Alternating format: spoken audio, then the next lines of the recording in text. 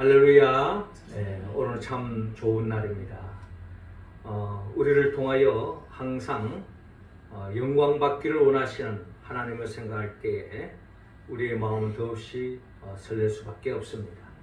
이 시간 하나님께는 영광이요, 또한 우리 모두에게는 하나님의 은혜와 은총이 깃들어서 또 한 주간도 하나님의 은총 속에 더없이 부족함이 없는 삶, 또 행복이 넘치는 복된 나날 일상이 될 수 있기를 주의 이름으로 축원합니다. 오늘은 어린이 주일입니다. 우리는 어린이들을 통하여서 많은 것을 헤아릴 수 있는데요. 특별히 이 땅의 모든 어린이들, 또 우리 교회 가정의 어린이들에게 덮는 하나님의 은혜와 은총이 깃들기를 바랍니다. 주님은 어린 아이들이 내게 오는 것을 용납하고 금하지 말라. 하나님의 나라가 이런 자의 것이니라 라고 말씀하셨고, 누구든지 하나님의 나라를 어린아이와 같이 받아들이지 않는 자는 결코 거기 들어가지 못하리라 라고 말씀하고 있습니다. 우리는 늘 하나님의 나라를 지향하고 하나님의 나라를 일상 속에 누리는 것이 우리의 신앙의 목적이라면, 하나님의 나라를 맛볼 수 있는 유일한 길은 우리 모두가 어린아이와 같이 닮아가는 겁니다. 어른과 비교해 봤을 때 어린아이의 좋은 점이 뭘까? 주님은 왜 어린아이 같이 되지 않고는 하나님의 나라를 누릴 수 없다고 말씀하셨을까라고 생각해 볼 때에, 어린아이들은 무엇보다도 그 누구보다 순수하다, 이런 이야기를 할 수 있을 것 같습니다. 순수하다는 말은 나이가 점점 들고 성인이 되면은 어느덧 이해타산에 우리가 놀 때가 많이 있습니다. 내 이제 이기 되면 함께하고, 내 이제 이기 되게 아니면 멀리하는, 이런 아주 이기적인 모습으로 점점 변질되어 가는 경향이 있다는 겁니다. 그렇게 본다면 어린 아이들은 그런 의미에서 순수하다, 순박하다, 정직하다, 이렇게 우리가 표현할 수 있을 것 같습니다. 주님은 우리 모두가 어린아이를 받드는 삶으로, 어린아이를 닮아가는 삶으로 나아가기를 주님은 원하고 있습니다. 예수님께서 십자가에 못 박혀 죽으시고 부활하신 것은 결국 우리 모두를 어린아이같이 순수한 마음, 어린아이를 받드는 그런 모습으로 주님은 변화되기를 하나님은 원하고 있습니다. 주님의 십자가의 부활을 통하여서 우리 모두가 새롭게 하나님의 나라의 백성으로 하나님의 나라를 만끽하는 그 같은 모습으로 변화되어지기를 주님은 오늘 이 시간 우리 모두를 바라고 있습니다. 특별히 오늘 성경의 본문의 말씀은 우리가 잘 아는 것처럼 예수님의 제자들이 그들이 주님을 그리스도라고 고백하고 주님을 따랐지만, 십자가 앞에서 그들은 다 주님을 배반하고 제 갈 길로 갔던 것이 예수님의 제자들의 모습이었습니다. 그러나 이들이 부활의 주님을 만남을 통하여서 그들은 주님 안에서 새롭게 변화되어지는 모습으로 그렇게 변화되어가는 제자들의 모습을 오늘 성경의 본문을 통해서 우리는 바라볼 수가 있습니다. 우리는 부활절 오늘 세 번째 주일을 통하여서 예수님이 부활하신 목적, 결국 우리 모두가 새롭게 거듭나기를 원합니다. 우리가 어떤 모습으로 새롭게 거듭나야 할 것인가, 오늘 본문을 통하여서 우리가 함께 헤아림으로 우리 모두가 진정 우리의 삶의 자리에서 하나님의 나라를 더욱더 크게 맛보고 만끽하는 우리의 모습으로 나아가기를 원합니다. 먼저 주님은 오늘 본문 6절을 통하여서 순종을 회복하라고 말씀하고 있습니다. 자, 6절 말씀 우리 같이 한번 읽어봅시다. 시작. 이르시되 그물을 배 오른편에 던지라, 그리하면 잡으리라 하시니, 이에 던졌더니 물고기가 많아 그물을 들 수 없더라. 아멘. 자, 오늘 성경 요한복음 21장 1절 이하는 이렇게 시작하고 있습니다. 그 후에는 우리가 지난 주일에 나눴던 것처럼 예수님께서 부활하셔서 제자들을 한 사람 한 사람 찾아가면서 그들에게 부활의 신앙을 부어주는 것을 볼 수 있습니다. 특별히 지난 주일에 우리가 도마가 나는 부활의 주님을 믿을 수 없다. 내가 직접 내 손가락으로 예수님 옷자국, 창자국을 넣어보지 않고는 직접 대면하지 않고는 나는 부활의 주님 믿을 수 없다라고 이야기했을 때 그러한 도마에게까지 찾아오셔서 주님은 도마에게 부활의 신앙으로 회복시켜주는 모습을 볼 수가 있습니다. 자, 이런 과정 속에서 오늘 본문 요한복음 21장 1절 이하를 보면 이러한 부활의 주님이 계속해서 제자들과의 만남과 교제가 이어지는 것을 볼 수가 있는데 특별히 그 후에 예수께서 디베레아 호수에서 또 제자들에게 자기를 나타내셨으니 나타내신 일은 이러하니라. 시몬 베드로와 디두모라 하는 도마와 갈릴리 사람 나다나엘과 세베대의 아들들과 또 다른 제자 둘이 함께 있더니 시몬 베드로가 나는 물고기 잡으러 가노라 하니 그들이 우리도 함께 가겠다 하고 나가서 배에 올랐으나 그날 밤에 아무것도 잡지 못하였더니라고 기록되어 있습니다. 이처럼 몇몇 제자들은 부활의 주님을 만났지만 그들은 나름 부활의 주님을 만났지만 이미 그들은 주님을 부인하고 배반한 그 이후에 어떻게 보면은 일상으로 돌아가서 지난날에 물고기 잡는 어부의 삶으로 다시 돌아간 그런 모습을 우리는 엿볼 수가 있습니다. 자, 그래서 이 베드로를 비롯한 함께 어부를 했던 그런 제자들이 그물질을 했지만은 그날 밤에 아무것도 잡지 못하는 그런 날이었습니다. 4절에 보니까 날이 새어갈 때 예수께서 바닷가에 서셨으나 제자들이 예수이신 줄 알지 못하는지라 라고 말씀합니다. 그러니까 그들이 부활의 주님을 두 번씩이나 만났지만 아직까지도 부활에 대한 아직까지도 확신이 없는 그런 모습이 아닐까 하는 생각을 가지고 봅니다. 부활의 주님은 또 부활의 주이더라도 또 내 일상은 일상이고 내 또 삶의 자리로 돌아가 있는 그러한 부활의 주님을 만나고 만나지 않은 것 별 큰 아직도 차이가 없는 듯한 그런 모습을 우리는 바라볼 수가 있습니다.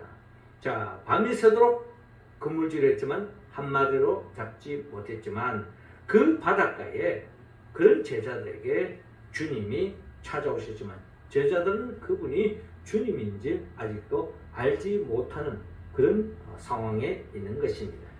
자, 그때 예수님께서 말씀합니다. 얘들아, 너희에게 고기가 있느냐? 라고 물었습니다. 그때 없나이다 라고 대답하죠.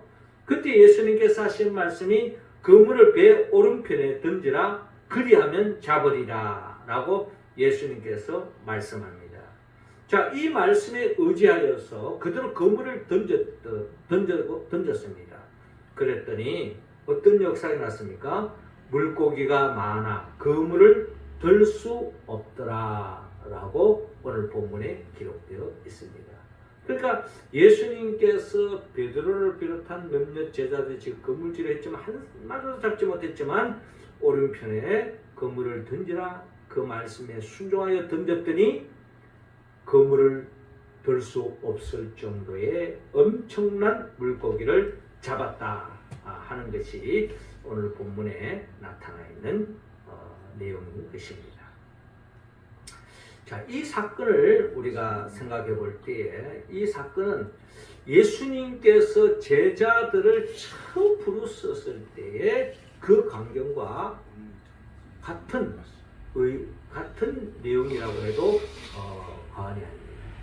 그러니까 예수님의 제자들이 처음 주님을 만났을 때의 그 상황을 마치 되돌아간 듯한, 첫 번째 주님을 만났을 때에 그 주님의 말씀에 순종하여서 건물질을 했을 때에 만선을 얻었던 그 기쁨을 다시 되찾는 것 같은 역사가 일어난 겁니다. 우리가 잘 아는 것처럼 누가복음 5장에 보니까 예수님께서 시몬에게 깊은 데로 가서 그물을 내려 고기를 잡아라 라고 말씀하지 않습니까? 그때에 시몬이 대답하기를, 선생님, 우리들이 밤이 새도록 수고하였으되 잡은 것이 없지만은 말씀에 의지하여 내가 그물을 내리리라 하면서 주님의 말씀을 의지하여 순종하는 마음으로 그물을 내렸더니 그물이 찢어질 정도로 만선의 기쁨을 누렸던 그때를 다시 회상케 하는 그런 상황으로 접어드는 것을 우리는 오늘 본문을 통하여 헤아려 볼 수가 있습니다. 예수님께서, 부활하신 주님께서 밤새도록 그물질에서 한 마리도 잡지 못한 그 베드로에게 다시 그물을 깊은 데로 던지라고 했을 때에, 오른편으로 던지라 했을 때에, 그물의 말씀에 순종했을 때에 만선을 얻었을 때, 그때에 처음 주님을 만났을 때에 그때를 마음을 되찾을 수 있는 것 같은 역사가 일어난 것입니다. 이처럼 예수님께서 십자가에 못 박혀 죽으시고 부활하신 이유는 결국 예수님의 제자들의 주님을 향하는 초심으로 주님은 돌아가기를 원하는 겁니다. 주님을 향한 초심이 뭡니까? 첫사랑이 뭡니까? 주의 말씀이라면 그대로 순종하는 겁니다. 순종할 때에 하나님의 축복의 역사가 다가오는 겁니다. 주님의 말씀에 순종할 때에 표적이 일어나고 기적이 일어나고 하나님의 나라가 열리는 것을 그들이 다시 경험할 수가 있었다는 것입니다. 이를 통해서 주님은 결국 제자들이 다시 순종하는 마음을 되찾기를 주님은 원하고 있는 것입니다. 이 말씀을 읽는 우리들도 우리의 신앙의 첫 출발은 순종에서부터 출발되어집니다. 하나님의 축복을 담을 수 있는 유일한 길도 순종하는 자를 통해서 하나님의 축복이 임하는 겁니다. 믿음의 조상 아브라함이 어떻게 보면 복의 근원이 된 것은 그가 하나님의 말씀에 전적으로 순종하는 데서부터 시작되었다는 것을 우리는 창세기를 통해서 잘 알고 있습니다. 아브라함의 삶, 그의 삶은 철저하게 순종의 여정이었다. 하나님의 말씀이라면 그대로 순종하며 나갔다는 것입니다. 본토 친정 아버지 집을 떠나라 할 때 떠났을 뿐만 아니라 심지어 100세에 일어난 그 독자 이삭을 하나님의 지시한 산에서 바치라고 했을 때에 그들을 순종했을 때에 하나님께서 아브라함에게 더 없는 복을 내리지 않았습니까? 이처럼 우리 또한 우리의 신앙의 여정 속에서 가장 중요한 것은 우리가 하나님의 말씀이라면 그대로 순종하며 나아갈 때에 이해 타산을 떠나 이걸 순종하면 내가 손해볼 텐데, 희생할 텐데, 내가 어려움을 당할 텐데 이런 걸 내려놓고 주님의 말씀이라면 그대로 순종할 때에 하나님의 나라를 맛볼 수 있다는 것입니다. 그러므로 우리가 어린아이를 통하여서 배워야 할 점이 바로 순종이다. 우리가 영적으로 하나님 앞에 순수할 때에 순종하는 마음으로 하나님 앞에 서 있는 모습을 우리가 다시 한 번 더 되새기면서 우리 모두가 주님 앞에서 순종하는 그런 신앙의 자세를 통하여서 잃어버렸던 신앙을 되찾고 또 하나님의 예비해 놓으신 그 축복을 망각하며 살아가는 우리 모두가 되기를 주의 이름으로 축원합니다. 이어 두 번째로 오늘 본문 15절을 중심으로 사랑을 회복하라고 말씀하고 있습니다. 15절 말씀 우리 같이 읽습니다. 시작. 그들이 조반 먹은 후에 예수께서 시몬 베드로에게 이르시되 요한의 아들 시몬아 네가 이 사람들보다 나를 더 사랑하느냐 하시니 이르되 주님 그러하나이다. 내가 주님을 사랑하는 줄 주님께서 아시나이다. 이르시되 내 어린 양을 먹이라 하시고 아멘. 자, 오늘 이어지는 본문 7절 보십시오. 예수께서 사랑하시는 그 제자가 베드로에게 이르되 주님이시라 하니 시몬 베드로가 벗고 있다가 주님이라 하는 말을 듣고 겉옷을 두른 후에 바다로 뛰어내리더라. 다른 제자들은 육지에서 거리가 불과 한 50칸쯤 되므로 작은 배를 타고 물고기든 그물을 끌고 와서 육지에 올라보니 숯불이 있는데 그 위에 생선이 놓였고 떡도 있더라. 예수께서 이르시되 지금 잡은 생선을 좀 가져오라 하시니 라고 말씀합니다. 부활의 주님의 말씀에 순종하여 만선을 해서 많은 물고기를 잡았잖아요. 그때 예수님께서 육지에 올라와 보니까 숯불을 이미 피워놓고 주님께서 모닥불을 피워놓고 지금 잡은 생선을 좀 가져오너라 라고 주님이 말씀하셨습니다. 이들은 주님의 말씀에 그대로 순종하여 11절에 시몬 베드로가 올라가서 그물을 육지에 끌어올리니 가득히 찬 큰 물고기가 153마리라 이같이 많으나 그물이 찢어지지 아니하였더라. 예. 엄청난 물고기를 잡았는데도 불구하고 그물이 찢어지지 않는 것 또한 기적이라는 것입니다. 예. 아무리 많이 잡아본들 그물이 찢어지면 다 도망가 버리지 않겠습니까? 그물이 찢어지는 것 않는 것도 하나님의 은혜였다.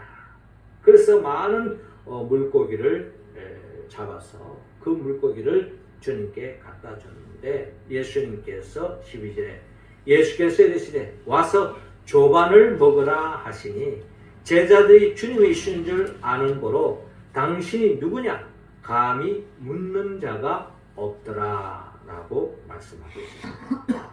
이어서 13절에 예수께서 가셔서 떡을 가져다가 그들에게 주시고 생선도 그와 같이 하시니라.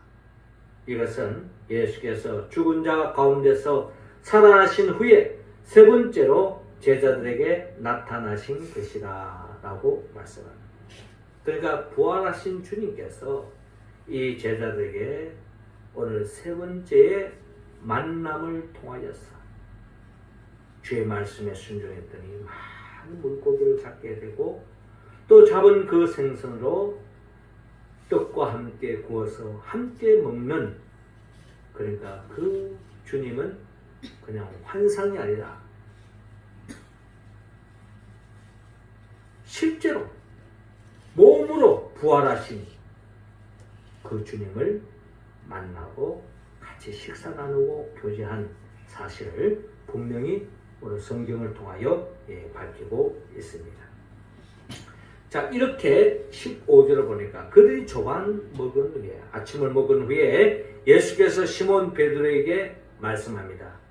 요한의 아들 시몬아, 네가 이 사람들보다 나를 더 사랑하느냐? 라고 주님이 묻습니다. 그때 베드로가 대답하기를 주님 그러하나이다. 내가 주님을 사랑하는 줄 주님께서 아시나이다. 라고 대답합니다. 그때 주님께서 내 어린 양을 먹이라 라고 말씀합니다. 또 두 번째 이르시되 요한의 아들 시몬아 네가 나를 사랑하느냐? 라고 또 두 번째 묻는 거예요. 그때 베드로가 주님 그러하나이다. 내가 주님을 사랑하는 줄 주님께서 아시나이다. 그때 주님께서 내 양을 치라 라고 또한 말씀합니다. 이어서 17절과 세 번째 요한의 아들 시몬아 네가 나를 사랑하느냐 라고 물었을 때 베드로가 세 번씩이나 네가 나를 사랑하냐 하므로 베드로가 근심하여 이르되 주님 모든 것을 아시오매 내가 주님을 사랑하는 줄 주님께서 아시나이다. 이때 예수님께서 내 양을 먹이라 라고 말씀합니다. 자, 오늘 본문 15절에서 17절 보면 주님의 세 번씩이나 베드로에게 묻는 질문이 있습니다. 요한의 아들 시몬아 네가 나를 사람들보다 나를 더 사랑하느냐? 요한의 아들 시몬아 네가 나를 사랑하느냐? 요한의 아들 시몬아 네가 나를 사랑하느냐? 라고 세 번씩이나 주님이 묻고 있습니다. 이 질문은 오늘 이 시간 우리에게도 주님께서 동일하게 말씀합니다. 네 정말 주님을 사랑하니? 너 정말 주님을 사랑하느냐? 정말 주님을 사랑하니? 라고 하는 주님의 세 번의 질문을 우리에게 하고 있습니다. 왜 예수님이 베드로에게 이렇게 세 번씩이나 사랑하느냐라고 물었을까? 여러 가지 주님의 그 뜻을 헤아려 볼 수 있지만 아마도 예수님께서 특별히 베드로에게 이 세 번씩이나 나를 사랑하느냐 하는 이 질문에는 연상되어지는 사건이 하나 있습니다. 그것은 바로 예수님께서 베드로에게 내가 이제 십자가에 못 박혀서 죽음을 당할 것이다 하는 그 십자가의 길을 예수님께서 베드로에게 밝히지 않았습니까? 그때 베드로가 베드로에게 이런 말씀을 했을 때 절대로 다른 제자들은 다 주님을 버릴지라도 저는 언제든지 주님을 버리지 않고 끝까지 주님을 따르겠습니다. 그 말은 뭡니까? 나는 끝까지 어떤 일이 있더라도 주님을 사랑하겠습니다. 저는 주님을 사랑하기 때문에 주님 배신하지 않습니다. 배반하지 않습니다. 저는 끝까지 어떤 희생을 감수해서라도 당신을 사랑하겠습니다. 당신을 따르겠습니다. 하는 맹세가 베드로에게 베드로가 예수님에게 밝히는 것입니다. 그때에 예수님께서 베드로에게 뭐라고 말했습니까? 내가 진실로 내게 이르노니 오늘 밤 닭 울기 전에 네가 세 번 나를 부인하리라 라고 말씀합니다. 어떻게 보면 베드로 입장에서 보면 청천벽력과 같은 이야기예요. 내가 주님을 순수하게 사랑하고 진심으로 사랑하고 끝까지 주님을 사랑했다고 그렇게 맹세하고 말이죠. 다른 제자들은 다 주님이 어렵다고 다 배반하고 갈지라도 나는 끝까지 주님을 사랑하겠습니다 라고 그렇게 밝혔는데 예수님께서 하시는 말씀이 오늘 밤 닭 울기 전에 네가 세 번 나를 부인하라 했을 때에 아마 베드로의 마음은 더없이 아팠을 것입니다.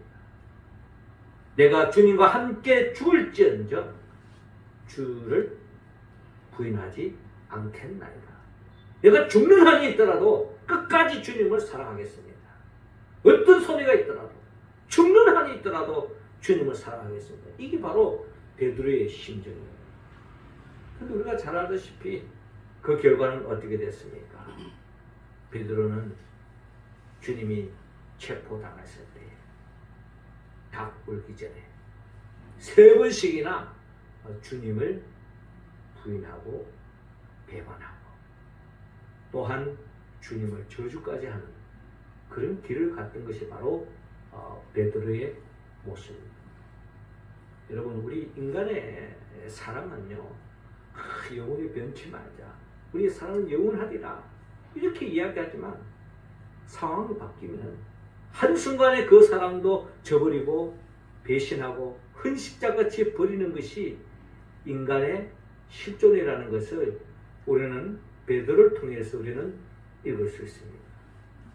베드로는 사람들이 다 그렇게 한다 할지라도 나만은 그렇지 않겠다. 이게 바로 베드로의 이야기 아닙니까? 그런데 그 베드로가 부인하고 배반했어요. 우리가 주님 앞에 여러 가지 많은 맹세도 하고 다짐도 하지만 그 오래 가지 않고 한순간에 주님을 부인하고 배반할 수 있는 길을 걸어왔던 것이 우리들의 지난날의 신앙의 여정 속에서 나타나는 우리의 모습입니다. 꼭 주님이 아니더라도 그 어떤 사람에 대해서도 그런 마음을 가질 때가 있는 거예요. 내 상황에 맞고 내 기분에 맞고 내 뜻대로 해주면 사랑하지, 내 생각과 다르고 내가 원하는 삶이 전개되지 않았을 때는 한순간에 저버리고 배반할 수 있는 것이 우리 인간의 모습이라는 것입니다. 그러한 베드로에게, 그러한 우리들, 그러했던 베드로와 그 삶을 살았던 우리에게 주님 지시가 또 우리에게 묻습니다. 부활의 주님이 요한의 아들 시몬아, 네가 이 사람들보다 나를 더 사랑하느냐? 요한의 아들 시몬아, 네가 나를 사랑하느냐? 요한의 아들 시몬아, 네가 나를 사랑하느냐? 라고 묻고 있습니다. 오늘 이 시간 부활의 주님이 우리 각자 한 사람 한 사람에 그렇게 묻고 있다는 겁니다. 여러분들은 어떻게 대답하십니까? 주님은 우리 모두가 지난날의 베드로처럼 주님을 3번씩이나 부인했을지라도 다시 우리는 부활의 주님을 통하여서 다시 한 번 더 우리가 맹세하고 어떤 일이 있더라도 끝까지 주님을 사랑하겠습니다 하는 우리의 모습으로 회복되기를 주님은 원하고 있습니다. 우리가 그렇게 회복하기 위해서 주님은 십자가에 못 박혀 죽으시고 부활했습니다. 충분히 우리가 배반할 줄로 알기 때문에 배반의 죄를 저지를 수 있는 가능성이 우리에게는 다 있다는 것을 주님은 이미 아셨기에 우리의 죄를 대신 짊어지고 십자가에 못 박혀 죽으십니다. 그리고 주님이 부활하신 이유는 더 이상 배반의 길로 가지 말고 끝까지 주님을 향한 그 사랑, 그 첫사랑을 회복하고 그 사랑의 길로 나아가라고 주님은 우리에게 말씀하고 있습니다. 주님을 진정 사랑하는 사람만이 진정한 하나님의 자녀로서 하나님의 나라를 만끽할 줄로 믿습니다. 그리하여 우리 모두가 잃어버렸던 하나님의 그 첫사랑을 회복하여서 더 큰 하나님의 은혜와 은총을 덧입는 우리 모두가 되기를 주의 이름으로 축원합니다. 이어 마지막으로 주님은 오늘 본문 19절을 통하여서 사명을 회복하라고 말씀하고 있습니다. 19절 말씀 우리 같이 읽겠습니다. 시작. 이 말씀을 하시면 베드로가 어떠한 죽음으로 하나님께 영광을 돌릴 것을 가르치시니라. 이 말씀을 하시고 베드로에게 이르시되 나를 따르라 하시니 아멘. 자, 이어지는 18절을 보니까 내가 진실로 내게 이르노니 네가 젊어서는 스스로 띠띠고 원하는 곳으로 다녔거니와 늙어서는 내 팔을 벌리더니 남이 내게 띠띠우고 원하지 아니하는 곳으로 데려가리라. 이 말씀을 하시면 베드로가 어떠한 죽음으로 하나님께 영광을 돌릴 것을 가르치심이로라. 이 말씀을 하시고 베드로에게 이르시되 나를 따르라 하시니 라고 주님께서 19절에 말씀하고 있습니다. 한마디로 말해서 베드로에게 이제 네가 가야 할 길은 나를 따라야 한다. 가다가 조중에 주님을 부인하고 배반하고 네 갈 길로 가지 말고 이제까지는 네 마음대로 네 갈 길로 갔지만은 이제는 네 마음을 돌이키고 접고 네 마음대로 네 본능에 쫓아서 네 감정에 이끌려서 네 생각에 이끌려서 살아가는 인생이 아니라 진정 주님이 걸어가셨던 그 길을 바짝 따라오너라. 함께 하나님의 뜻을 이루는 하나님의 영광을 위한 그 길을 같이 가자라고 주님께서 말씀합니다. 이게 바로 어떻게 본다면 사명이죠. 베드로가 가야 할 사명. 주님이 또한 우리에게도 말씀합니다. 나를 따르라. 우리가 따라가야 할 길은 주님이 걸어가신 길입니다. 주님이 걸어가신 길은 어떤 길이었느냐? 주님이 이 땅에서의 어떤 삶의 길을 걸어갔느냐? 그것은 주님께서 아까 말씀하신 것처럼 네가 나를 사랑하느냐 세 번이나 물으면서 사랑한다고 대답했을 때 주님의 말씀은 결국 내 어린 양을 먹이라. 내 양을 치라. 내 양을 먹이라. 라는 것이 주님의 말씀이었습니다. 이게 바로 베드로에게 맡겨주신 사명인 거예요. 결국 우리에게 맡겨주신 사명입니다. 내 어린 양을 먹이고 내 양을 치고 내 양을 먹이는 것. 이 길을 걸어가라고. 이 길을 걸어가신 주님을 따르라고 오늘 주님께서 말씀하고 있는 것입니다. 예수님에게서 어린 양은 어떤 존재입니까? 우리가 잘 아는 것은 요한복음 10장 10절 보면 도적이 오는 것은 도둑질하고 죽이고 멸망시키는 것뿐이요 내가 온 것은 양으로 생명을 얻게 하고 더 풍성히 얻게 하려는 것이라. 나는 선한 목자라. 선한 목자는 양들을 위하여 목숨을 버리거니와 라고 말씀하고 있습니다. 예수님은 선한 목자입니다. 선한 목자 되신 예수님은 양들을 위하여 목숨까지 바치면서 사랑의 길로 갔던 것이 바로 예수님이 걸어가셨던 길입니다. 예수님이 왜 선한 목자 되신 예수님이 왜 목숨까지 잃었습니까? 양들을 구하게 양들의 생명을 구원의 생명으로 하나님의 자녀로 세워주게 하여 예수님은 십자가에 못 박혀 죽기까지 사랑하셨고 그 사랑으로 양들을 천국길로 인도하는 삶. 이게 바로 예수님의 삶이었다는 겁니다. 베드로의 사명이 뭡니까? 바로 이 사명을 이어받고 주님이 걸어가셨던 그 길을 걸어가라고 나를 따르라고 주님은 지금 말씀하고 있는 것입니다. 예수님이 십자가에 못 박혀 죽으신 이유, 부활하신 이유, 그것은 결국 사명을 감당하는 삶으로 나아가기 위해서입니다. 베드로는 그 사명을 감당하고 싶었지만 십자가 앞에서는 너무 힘드니까 그걸 부인하고 싶었고 거절하고 싶었던 거예요. 그러나 부활의 주님을 만난 그 이후로